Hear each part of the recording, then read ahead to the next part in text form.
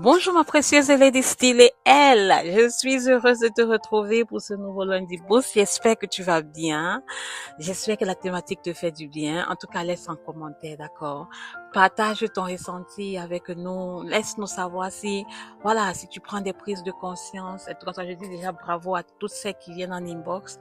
Parce que voilà, souvent il y a des prises de conscience que voilà, je sais que beaucoup n'ont pas le courage de partager sur l'audio, mais vraiment, en allemand, on dit traudig. Ça veut dire que voilà, booste ta confiance en toi-même et puis voilà, partage dans le groupe, ça va aider une autre. Vos prises de conscience, parfois moi je suis catapultée. Donc vraiment, partageons ça ici pour que vraiment le Seigneur puisse également toucher une autre. Aujourd'hui, nous allons parler d'un sujet qui peut sembler paradoxal, d'accord, dans notre société, le repos. Le repos, depuis que j'ai commencé, mais je ne suis pas arrivée à cette dimension. Je vais te parler du repos. Nous vivons dans un monde qui valorise celles qui vont vite. Tu sais, non. Elle a 3 business, elle a 18 entreprises, elle a ceci, elle a cela, elle a un bon mari, elle a ceci, son mari est ça, elle est ci, elle est ça, elle est ça. Voilà.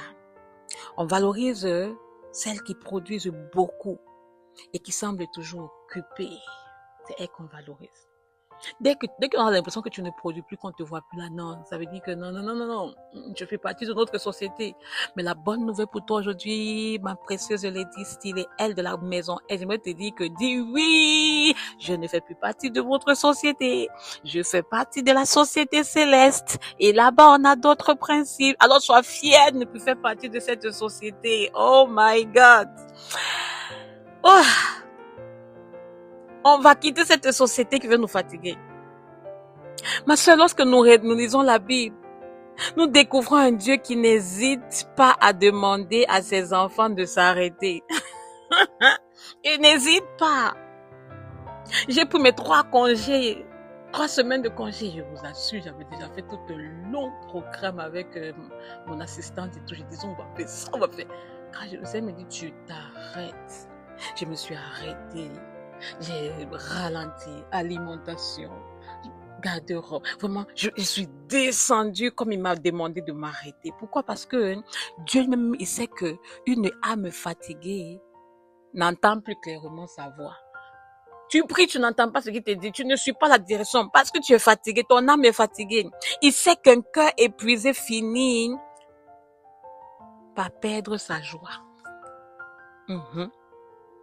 Il sait qu'un corps qui ne se repose jamais finit par s'affaiblir. Regardons quelques exemples. Parce que quand moi, je vais vous donner les exemples. On va retourner à la Bible. Parce que si je te prends les exemples de mes ladies, on ne va pas finir aujourd'hui. Regardons quelques exemples. Après une grande victoire, Élie était tellement épuisé qu'il voulait abandonner. Avant de lui confier une nouvelle mission, qu'est-ce que Dieu a fait avec Élie? Tu connais l'histoire, non? Si tu ne connais pas l'histoire, il faut lire ta Bible. Dieu ne lui a pas donné une longue liste de tâches. Tu te rappelles? Dieu lui a donné du repos, de la nourriture et du temps pour reprendre des forces. Ça, c'est Élie. On va pousser à celui que tu appelles ton modèle là, que tu aimes tellement. Et lui, il sait que tu l'aimes. Prenons maintenant Jésus. Au milieu des foules, la Bible nous dit quoi? Il se retirait régulièrement pour prier. C'est quand le temps tu retires. Moi, j'ai tapé, tu mets 3 semaines, 2 semaines.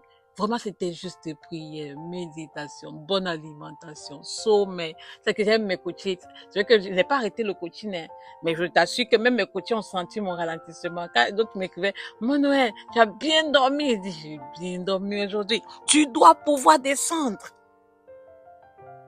Au milieu des foules, Jésus se retirait. Si Jésus même prenait le temps de s'arrêter pour être avec le Père, combien plus en avons-nous besoin? Combien plus? Combien? Je vais continuer sur Marie. Tu as dit que maintenant tu as trop parlé des hommes. Et les hommes aussi sont souvent comme s'ils aiment trop se fatiguer. Petit par lui, là, ils sont couchés. Voilà, on va aller chez les hommes. Puis il y a Marie. On va aller chez une femme qui a choisi de s'asseoir au pied de Jésus pendant que Marthe était absorbée par ses nombreuses occupations. Eh Jésus, moi je veux couper elle peut même couper la tomate, non? Elle peut aussi couper la tomate en t'écoutant. Elle peut aussi couper les carottes. Ou bien même, je ne sais pas, regarde le sol. Elle pouvait même commencer à tirer. Mais elle s'assoit encore sur moi, ça l'était là, ma soeur. Matt a choisi la bonne part. Matt a compris que hey, quand le père vient comme ça et que le père est déjà chaud pour me parler, il m'invite à la table et il n'y a plus d'activité qui va passer avant mon repas spirituel.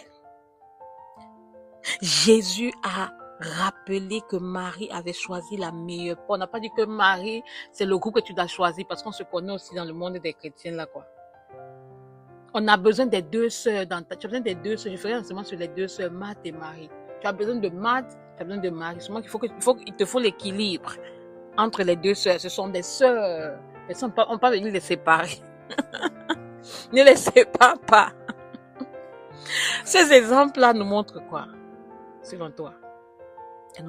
Selon moi, elles nous montrent une vérité essentielle. Dieu restaure avant d'envoyer. Point. On va commencer. Et on entre dans une nouvelle saison, beaucoup on a commencé tout. Tu vois un peu partir dans les magasins, non. Agenda 2027, agenda 2027, agenda ceci. Parce que la saison là est en train de se préparer. Toi, tu vas entrer là-bas, boum, avec toute la fatigue encore. Tu vas commencer à suivre les groupes un peu partout de préparation annuelle. Peut-être que tu n'as pas pris un temps pour te laisser restaurer. Dieu restaure avant d'envoyer, ma soeur. Le repos n'est pas une récompense réservée à celles qui ont tout terminé, non. Le repos est un acte de confiance. Lorsque je m'arrête, je reconnais que Dieu continue d'agir, même lorsque je cesse de produire. Moi, avant, comme ça, quand je m'avais dit arrête-toi les 2 semaines, j'avais dit Seigneur, tu peux pas me faire ça. Aujourd'hui, parce que je sais que quand je m'arrête là, quand je vais me réveiller, quand je reviens où il m'attend là, ma soeur, on ne peut plus m'arrêter. La production devient machine à produire. Mais toujours dans ce qu'il me demande de faire, right? Peut-être qu'aujourd'hui, tu te sens fatigué physiquement, fatigué émotionnellement, ou même fatigué spirituellement. Alors, j'aimerais te poser cette question. Quand as-tu vraiment pris le temps de te reposer simplement pour être avec Dieu? Quand? Pas pour préparer un enseignement. Ah ben, demain, c'est moi qui va gérer la prière, non. Pas pour cocher une case. Juste pour demeurer dans sa présence. Quand? Si ça fait longtemps, je t'en supplie, cette semaine-ci, bloque dans ton agenda un véritable temps de repos avec Dieu.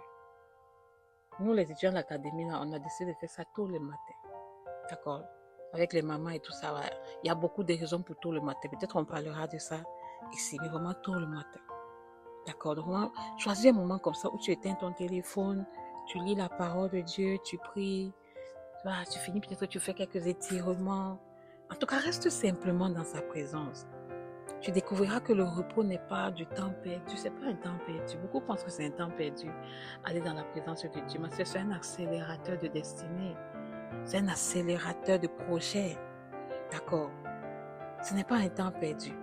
C'est souvent même le lieu où Dieu renouvelle notre force et réaligne notre cœur. Et si tu ressens ce besoin d'être restauré plus profondément, je t'invite à nous rejoindre du 24 au 1er septembre pour le temps L. Nous prendrons ensemble le temps de ralentir, de laisser Dieu restaurer ce qui est fatigué et de nous préparer à la prochaine saison. Pourquoi? Parce que le temps L, c'est l'étape naturelle pour aller plus loin. Stay blessed et retrouvons-nous la semaine prochaine.